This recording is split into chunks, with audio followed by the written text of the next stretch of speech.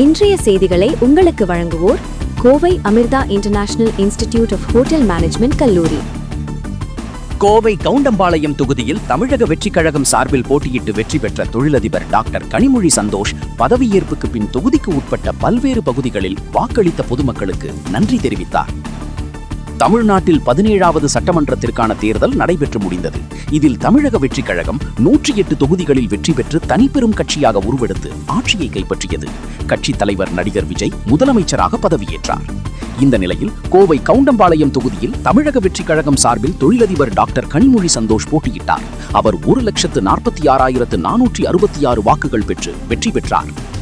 தொடர்ந்து சட்டமன்றத்தில் பதவியேற்று பெரும்பான்மையை நிரூபிக்கும் நிகழ்வில் பங்கேற்றார். சட்டசபை தேதி குறிப்பிடாமல் ஒத்திவைக்கப்பட்ட நிலையில் இன்று விமானம் மூலம் கோவை வந்த டாக்டர் கனிமொழி சந்தோஷ் கவுண்டம்பாளையம் தொகுதிக்கு உட்பட்ட பல்வேறு பகுதிகளில் தனக்கு வாக்களித்த பொதுமக்களுக்கு நன்றி தெரிவிக்கும் நிகழ்வில் பங்கேற்றார். பிரச்சார வாகனத்தில் விமான நிலையத்தில் தொடங்கி சித்ரா, காலப்பட்டி, விளாங்குறிச்சி, சரவணம்பட்டி, துடியலூர், ஜிஎன் மில்ஸ், கவுண்டம்பாளையம், இடையர்பாளையம், கணுவாய், தடாகம், நரசிம்மநாயக்கன் பாளையம் உள்ளிட்ட பகுதிகளில் நன்றி தெரிவித்து பெரியநாயக்கன் பாளையத்தில் முடித்தார். செல்லும் இடங்களில் எல்லாம் சட்டமன்ற உறுப்பினர் டாக்டர் கனிமொழி சந்தோஷிற்கு சிறப்பான வரவேற்பு வழங்கினர்.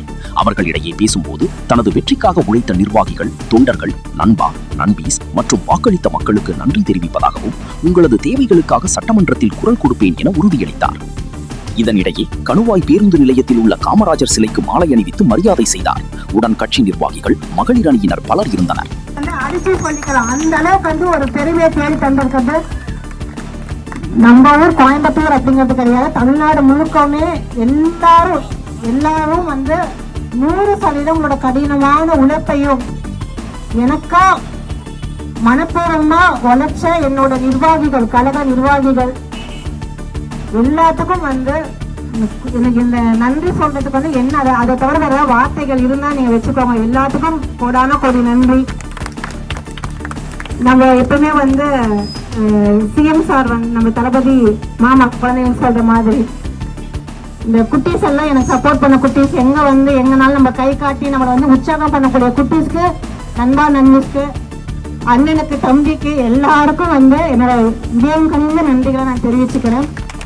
இன்னைக்கு இறங்கி வந்தாலும் இன்னொரு நாள் நான் பார்க்கலாம் நினைச்சோம். பரவாயில்ல, 10 நாள் வேலையா இருந்தாலும் சரி, முதல்ல உங்களெல்லாம் பார்த்த சந்தோஷத்துல இந்த வண்டியில ஏறக்கூடிய பெருமையும் ஈடு கொடுத்தாலும் அது நம்மளுக்கு இணையாகாது. அந்த அளவுக்கு உங்களோட அன்புக்கும் உங்களோட ஆதரவுக்கும் நான் ஒரு சுருக்கமா சொல்லணும் அப்படின்னா பாலிடிக்ஸ்ல புதுசுனா கூட என்ஜாய் பீப்புள். மக்களுக்காக என்ன செய்யணும், உங்களோட தேவைகளுக்காக உங்களோட குரலா இந்த சட்டமன்றத்தில் உட்காந்து நான் கண்டிப்பா உங்களோட குறைகள் எல்லாத்தையும் பண்ணி கொடுப்பேன். அங்க வந்ததுக்கு அப்புறமே நிறைய ஃபோன் கால்ஸ் வந்துச்சு.